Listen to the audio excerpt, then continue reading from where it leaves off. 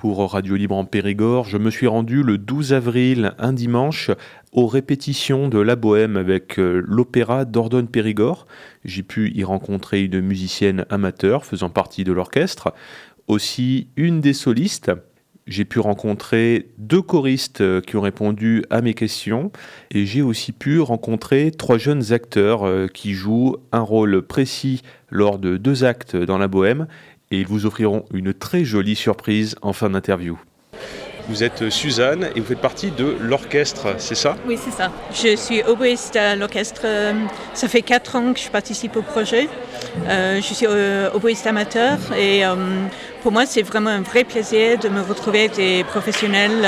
C'est quelque chose qui me plaît beaucoup.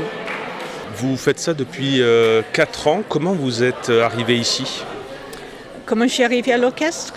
Je jouais dans un orchestre d'harmonie.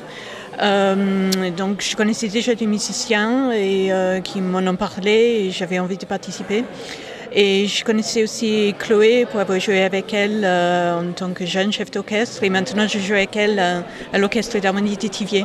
Je travaille, en fait, j'habite à Périgueux, je travaille à Bordeaux. Donc j'essaie de travailler les 5 autres jours de la semaine. Je vais du hautbois, à peu près 1 heure par jour. Et les répétitions, au début, c'est 1 fois par mois. Et là, on est dans la phase production. Donc, c'est 2 heures le vendredi soir, 6 heures le samedi, 6 heures le dimanche pendant 1 mois. Donc, c'est très intense. Et pour la dernière semaine, c'est tous les jours, avant le concert, les concerts. Oui, c'est répétition mardi soir, mercredi soir, jeudi soir, répétition générale avec les scolaires vendredi et les représentations samedi soir, dimanche après-midi. Super, merci beaucoup Suzanne. Merci, au revoir. Eh bien, je continue toujours pour RLP, dans cette répétition générale, on peut dire générale, ou pas tout à fait encore. Oui, non, c'est une répétition de mise en place pour un mélange de l'orchestre et des chœurs, mais c'est vrai que c'est tout un bazar. Et vous êtes donc Sophia, vous faites partie des solistes ? Oui, tout à fait. Quelle est votre histoire et que faites-vous ici ? Je me le demande tous les jours. Alors oui, moi je joue le rôle de Musetta dans cet opéra. C'est un rôle très farfelu. Mais ce que je fais ici, il y a une combinaison de choses. D'une part, je suis chanteuse lyrique, donc c'est mon métier. Mais d'autre part, j'ai grandi ici, donc il y a tout qui a convergé. Et grâce à ce projet de l'Opéra Dordogne-Périgord, je peux faire mon métier ici, ce qui est rare finalement. Donc voilà ce que je fais ici. Est-ce que vous pouvez me parler un peu du personnage que vous jouez, que vous interprétez ? Oui. Alors Musetta, c'est l'amoureuse de Marcello, mais elle est un peu une extension aussi des Bohémiens, elle fait partie de ce groupe, mais c'est une chanteuse qui habite à Paris et qui en fait est un peu plus débrouillarde, j'ai l'impression, que les autres, mais c'est un personnage très coloré, très vif, elle n'a pas vraiment peur de prendre de la place, etc. Mais à la fin, on découvre quand même cette dimension de sororité avec Mimi, où elle est vraiment là pour elle. Donc pour moi, c'est mon personnage préféré, mais bon, c'est pratique comme je le chante. Voilà. Quelle est votre expérience professionnelle ? Vous êtes d'ici, donc vous avez une chance de pouvoir pratiquer votre métier en Dordogne. Mais jusque-là, qu'est-ce que vous faisiez ? Et où ? Alors, je suis partie faire des études au Royaume-Uni parce que j'étais au collège à Exideuil, au lycée à Périgueux, et puis j'ai fait le conservatoire, etc.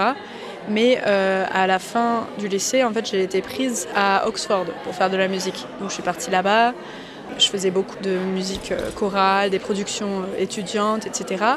Et puis à la suite de ça, je suis un peu restée au Royaume-Uni, à Cardiff, ensuite à Londres. Et puis je fais pas mal de productions un peu partout, surtout au Royaume-Uni pour l'instant, mais là ça commence à s'ouvrir vers l'Europe. Et ça me fait tellement du bien de revenir en France. Donc hâte de faire plus de projets justement en France. Qu'est-ce que ça représente comme charge de travail, ces répétitions, cet opéra Est-ce que c'est plus cool d'être dans un opéra un peu comme ça, entre amateurs et professionnels ? Comment est l'ambiance comparée à des grands opéras, des grandes écoles ? C'est quelque chose de très rafraîchissant justement parce que tout le monde est là parce qu'ils adorent ça. Et c'est vraiment une ambiance collective de création. Tout le monde est vraiment à fond dans la chose. Donc ça fait vraiment du bien parce que c'est vrai que dans un contexte où artistiquement parfois il y a pas mal de frais qui sont coupés, et surtout dans l'opéra qui souffre pas mal de préjugés, etc. et de gens qui se disent « Ah, c'est pas pour moi, nanana ». En fait, ça fait vraiment plaisir de voir des gens de partout, de toutes les générations, de tous les contextes sociaux se réunir pour faire quelque chose de beau. Donc oui, c'est génial, c'est fatigant, c'est vrai, parce qu'on travaille vraiment beaucoup, et puis il y a pas mal de conventions du métier où en fait on apprend pas mal aux gens autour, mais c'est vrai que ça vaut la peine à la fin. Les représentations sont dans 2 semaines. Qu'est-ce que ça représente pour vous ? C'est des répétitions tous les jours jusqu'à la répétition générale ou pas ? Pratiquement, oui, c'est des répètes tous les jours. On a un jour off par semaine, mais le reste du temps, ouais, on travaille à fond toute la journée. Et puis, en tant que chanteur, on est toujours aussi en train de préparer la prochaine chose, donc c'est vraiment des semaines assez chargées. Donc, j'ai hâte de pouvoir présenter ce projet fini, mais c'est vrai que c'est un travail intense. Merci beaucoup et bon courage pour la suite. Merci beaucoup Antoine, enchanté. Toujours pour RLP, lors de ces répétitions juste avant les concerts dans 2 semaines, je suis accompagné de Daniel, de Gaël et de Emmanuel. Qu'est-ce que c'est d'être choriste amateur pour un opéra, un mélange de professionnels et d'amateurs ? C'est une tâche qui effectivement ne paraît pas évidente, mais compte tenu en plus de l'ambiance qui existe, c'est de toute façon très agréable. Ouais, et puis moi je rajouterais, c'est une belle ouverture au monde du spectacle vivant. Donc là, ça nous plonge dans un univers qu'on ne connaîtrait pas si on n'avait pas cette opportunité de cette organisation de l'Opéra Dordogne-Périgord, c'est-à-dire vivre avec des musiciens et avec des solistes professionnels la construction d'un spectacle vivant. Et ça, c'est magique, c'est absolument magique. Ça fait combien d'années que vous pratiquez, alors pas le chant, mais pratiquez avec l'opéra ? Pour ce qui me concerne, j'y suis depuis le début, c'est donc la 5e édition. Et moi, c'est la 2e. J'ai fait Nabucco l'année dernière, avec un immense plaisir. Comment avez-vous eu vent de ce projet ? Moi, j'ai eu vent de ce projet parce que je fais partie d'une chorale qui s'appelle Vox Vezuna, une chorale d'hommes, un chœur d'hommes. Et dans ce chœur, un des garçons m'a dit « Mais tiens, toi qui es un peu plus libre l'hiver, tu pourrais peut-être t'inscrire au Lab Opéra », ça s'appelait comme ça avant. J'ai dit « Pourquoi pas ?» et voilà, j'ai démarré l'aventure comme ça. Daniel ? Moi, je me souviens plus parce que ça fait 5 ans, donc voilà. Mais effectivement, est-ce que c'est un article ? Est-ce que c'est quelqu'un que je côtoie dans le milieu du chant qui m'a informé de ça ? Et bien évidemment, j'ai postulé et j'y suis toujours. Jusqu'aux 3 concerts, c'est des journées entières, 2 semaines d'affilée de répétition. Alors oui, il y a un planning qui est assez chargé quand même, parce que les répétitions du chœur commencent courant octobre en général, donc ça nous impose une répétition tous les lundis de 19h30 à 21h30, donc 2 heures de répétition uniquement le chœur. Et puis vient en parallèle des week-ends de mise en scène, 1 à 2 par mois en fonction de la charge de travail que nous, le chœur, nous avons à nous intégrer dans ce spectacle. Et puis vient le dernier mois où tout s'agrège, c'est-à-dire les musiciens, c'est-à-dire les solistes, toute l'équipe technique aussi. Et là, on est mis en situation tous les week-ends. Donc là, il faut consacrer tous ces week-ends. Et la dernière semaine avant les représentations, qui est une semaine de filage qui a lieu au Palio. Donc là, on s'y colle tous les jours, en fin d'après-midi, maquillage compris, costume compris, et jusqu'au tard le soir, jusqu'à effectivement la fin du spectacle. Et voilà. Donc oui, c'est un engagement de temps, bien sûr, mais c'est un engagement qui est formidable, parce que ça fait vivre des choses très fortes, de l'émotion, et puis c'est un partage avec une équipe, des gens que par ailleurs on n'aurait peut-être jamais rencontrés. Donc c'est ça aussi qui est super chouette. Quel rôle jouent les choristes ? Plusieurs rôles ? Ah oui, ils peuvent. Ils peuvent. Là, en l'occurrence, sur la Bohème, c'est assez concentré. Il y a des rôles de vendeurs, de bourgeois, d'étudiants, puis de balayeurs. Voilà, de balayeurs au début de l'acte 3. Donc oui, des différents rôles, différents personnages effectivement à intégrer. Et vous jouez les mêmes rôles en général ou il y en a plusieurs à la fois qui sont... par exemple, toi, Daniel, est-ce que tu as un rôle différent de Gaël sur une même scène, un même acte? Ah oui, on a des rôles différents, absolument. Pour ce qui me concerne, je suis vendeur. Et ensuite, pendant que je suis vendeur, il est bourgeois. Chacun a son rôle. Enfin, on est peut-être des groupes de 2, 3 qui jouent les mêmes rôles. Donc il n'y a pas une séparation par pupitre comme dans un chœur classique? Absolument pas, absolument pas. Je vous remercie tous les trois. Merci. Bonne journée. Au revoir. Alors je suis avec 3 jeunes qui étaient en train de chanter juste à l'extérieur des répétitions pour la Bohème, l'opéra Dordogne Périgord. Vous faites partie tous les 3 de cet opéra quand même un petit peu. Vous êtes ni chanteur mais vous êtes acteur, c'est ce que j'ai cru comprendre. Qu'est-ce que vous faites? Alors nous on sert dans le Café Momus de l'acte 2, donc on sert les... Alors c'est vrai qu'à l'acte 3 et 4 on n'est pas du tout présent, un tout petit peu à l'acte 1, mais donc dans l'acte 2 nous notre rôle ça va être de nourrir les solistes et un peu la foule qui nous appelle alors qu'ils n'ont pas le droit, et voilà. Et en fait on est là parce que l'année dernière on faisait Nabucco en tant que choriste, et cette année du coup on n'a pas fait, mais Gersand nous a appelés en disant on a besoin de serveurs, et du coup nous voilà. Donc vous aviez quand même un petit peu de temps libre pour faire ça, même si... Toujours.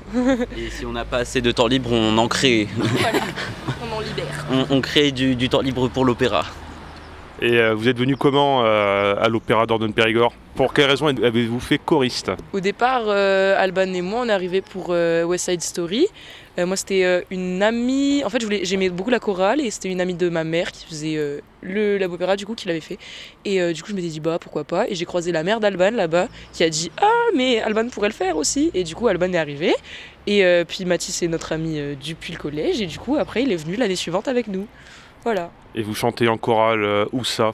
À la base, on chantait au Jeune Chœur de Dordogne, quand c'était Hélène Caffi qui le dirigeait. Puis après, Hélène Caffi, elle a dû partir. Du coup, on a arrêté et puis on est rentré dans le Lab Opéra en parallèle. Voilà. Il y a une idée de vocation là-dedans ou c'est purement pour le plaisir?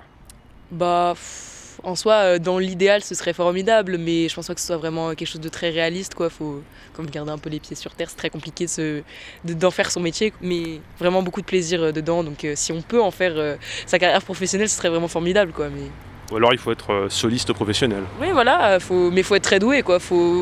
Et aussi, ça peut être dangereux, quoi, parce que par exemple, si on a des problèmes de voix ou quoi, notre carrière elle est finie, donc faut faire attention, quoi. Et c'est inspirant de voir ces solistes, ça donne envie? Ah oui, beaucoup, vraiment, c'est... on voit, ils ont énormément de talent, donc vraiment, c'est hyper inspirant, quoi.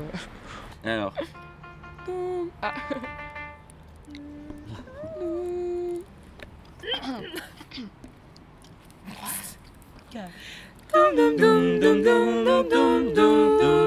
Y'a de la joie pour les hirondelles, y'a de la joie quand le ciel par-dessus les toits, y'a de la joie et du soleil, y'a de la joie partout, y'a de la joie tout le jour, mon cœur bat et chancelle, c'est l'amour, viens avec je ne sais quoi, c'est l'amour, bonjour, les demoiselles, y'a de la joie partout, y'a de la joie, le cri boulanger bat la pâte à plein bras.